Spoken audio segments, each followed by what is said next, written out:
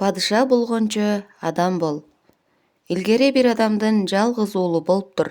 Ал өтө тентек өсүп, жашынан эле атасын көп бушайманга салчу экен. Ошондо кейген атасы: "Ай балам, сен адам болбойсуң го" деп кайгыга батыптыр. Баласы айылына батпай жер кыдырып кетиптир. Өзүнө окшош тентек балдардан топ түзүп, каракчылык кылып, элди тоноп, ошондон баатыр атка конуп, анан бир катар элди жерди басып алып, ошол жерге падыша болууга жетишкен экен. Падыша болгондо атасын эстеп, аны тезинен алып келүүгө кызматчыларын жумшайт.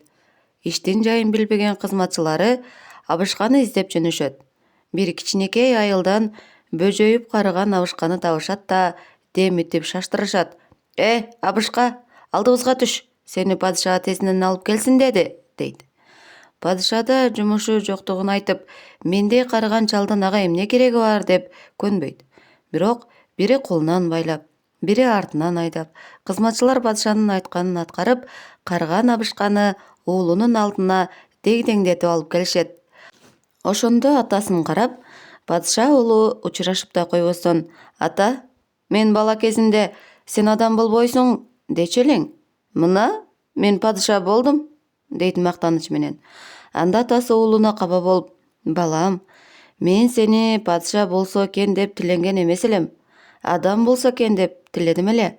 Падыша болгонуң менен адам болбопсуң", дептир дейт.